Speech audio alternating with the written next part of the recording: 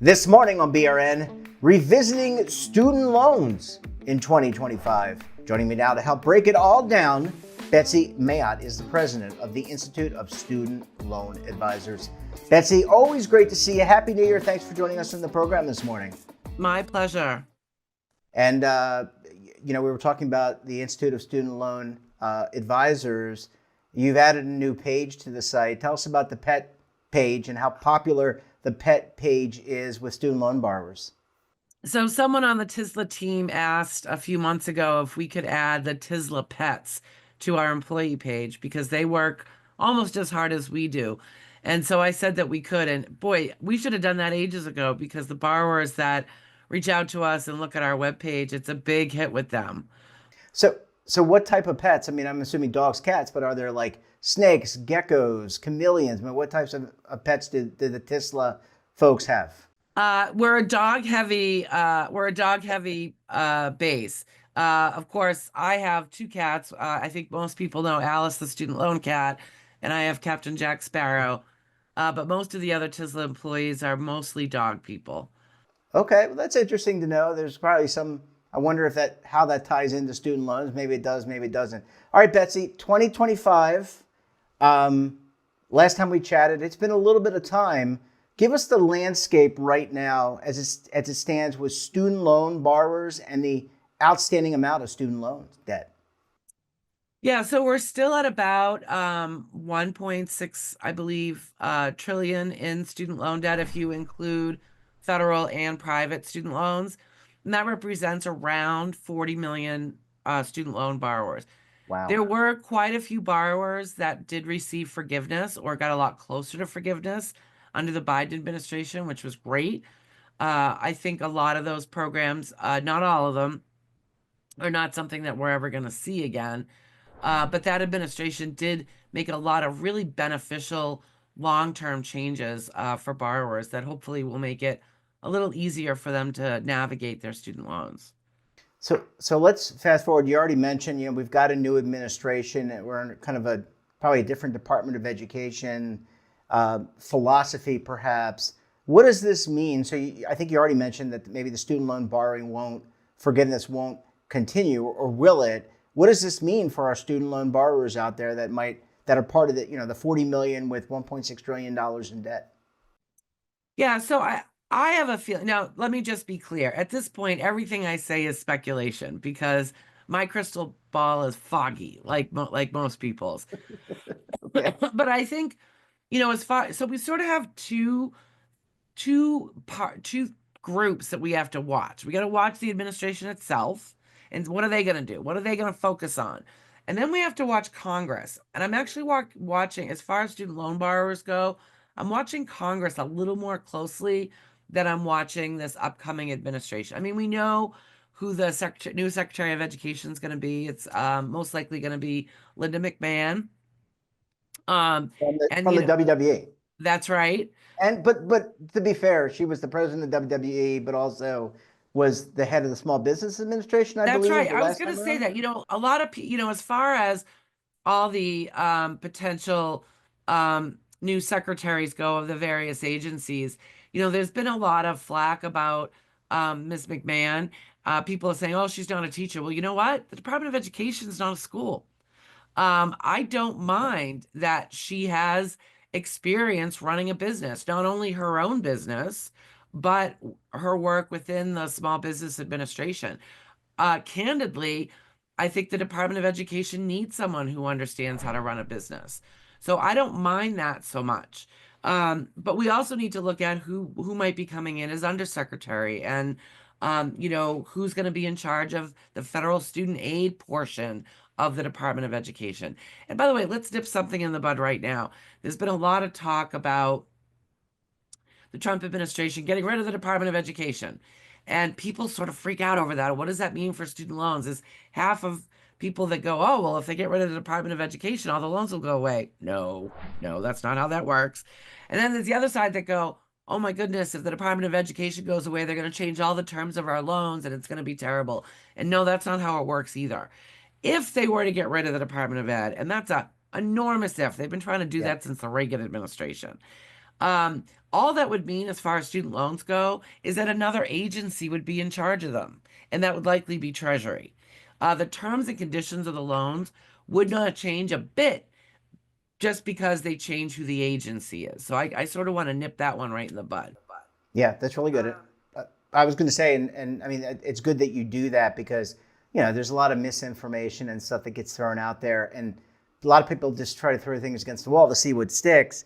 And look, the business that Miss McMahon built with her husband, Vince McMahon, that became a multi-billion-dollar wrestling company, entertainment company. I was a WWF fan at the time, so I know her, but I think a lot of people probably have to get to know her if they didn't know her as the Small Business Administration cabinet secretary. Anyway, Betsy, let's talk about. I interrupted you. I want you to finish your thought, but I also am interested in what we can do as borrowers.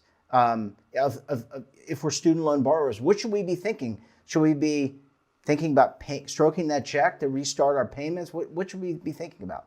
Yeah, so most borrowers should be in repayment at this point unless they're stuck in that save forbearance limbo. The litigation around the SAVE program is still ongoing. Listen, I'm fairly certain SAVE is sunk. So anybody who's on anybody who's on the SAVE program should expect their payments to increase. How much they're going to increase remains to be seen. We need to see how this litigation plays out. My speculation is that the new administration will just drop their appeal on it and rewrite the SAVE program. Probably, from what we've seen over the past couple weeks, it most likely will resemble the old repay program that it replaced. So if borrowers can look back to see what their payment used to be, that's probably a decent indication of what their new payment probably will be once the SAVE litigation nonsense is over. Everything else sort of is up for grabs. I mentioned that I'm watching Congress a little more closely as far as student loan implications than I am the administration. And I think seeing what's going to happen there is going to come sooner rather than later. We've heard that they want to put a big budget bill out there as soon as April or May, and they're sort of looking at the old CCRA that was introduced by the House last January. So if we look at that as a blueprint for student loans, I think we can look at that, a simplification of repayment plans, meaning there'll be less of them and they might be a little more expensive.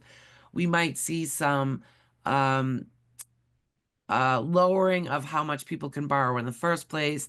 I think we're definitely going to see some risk sharing for colleges. They might finally have some skin in the game. But to answer your question, what can borrowers do to prepare? Look at their budget, see how much they can afford to pay to prepare to perhaps be making a higher payment, and just sort of stay in tune with what's going on. So when and if changes happen, they're ready for them. And they can certainly, your website, the Tisla website, you have all the news. I mean, they can certainly come here, but you have all the news um, going on, all the happenings that are going on. They can check your website on a regular basis. Absolutely. The two websites I would recommend they bookmark are studentaid.gov, which is the Department of Ed's website, our website, freestudentloanadvice.org. I recommend you stay the heck away from TikTok. I can't keep up if TikTok's a thing now or not. Um, and the Facebook groups. There's a lot of the Yeah, rumor mills speculation. and the fear mongering are really going strong on TikTok and some of the other social media groups. So, stick with the sources. Again, studentaid.gov should be the one that's primarily bookmarked. Yeah. Last question for you, Betsy, and I totally agree. It's not just student loans. It's pretty much every financial instrument. There's and you never know who is behind it and what their agenda is. That's the last thing I'll say about that. But last thing I want to ask about, Betsy, what about future student loan borrowers? I mean, kids are still going to go to college. They're probably going to take some level of student loan if they don't have a 529 or a parent or parents that can pay or grandparents that can pay the total amount of money. What should they be thinking about before they take that student loan out, regardless of who's the Department of Ed secretary, regardless of what Congress does? What should they be thinking about? I mean, the simplest way to put it is don't borrow more than you think you can afford to pay back in a reasonable amount of time. And I urge, this is going to sound a little silly, um, but I urge people when they're taking on student loans to not look at the big number, but calculate what that's going to translate into and for a monthly payment and for how long. And is that something that you have the appetite for? Um, and stay away from private loans as much as possible. Private loans are essentially credit cards that are harder to discharge in bankruptcy. There's very few, if any, lower payment options. The people I see that struggle the most are the ones that have significant amounts of private loan debt. And their rate changes. It's flexible with what the Fed does, right? When the Fed changes rates, That's right. right? So it's not like the rate setting on a public loan, like a federal loan, right? Right. Federal student loans have a fixed interest rate. Any loan made after 2006 has a fixed interest rate, but private loans absolutely have a variable rate. And I have a lot of people in my inbox right now that have 14 and 16 and 18% rates on their private loans right now. That sounds like Betsy, that sounds like a credit card. And I wonder, and this is probably for a future show because we have to go, but I wonder if, the CFPB is looking at capping credit card rates. I wonder if student loans couldn't be next, at least in the private sector, the private student loans. Betsy, we're going to have to leave it there. Always great to see you.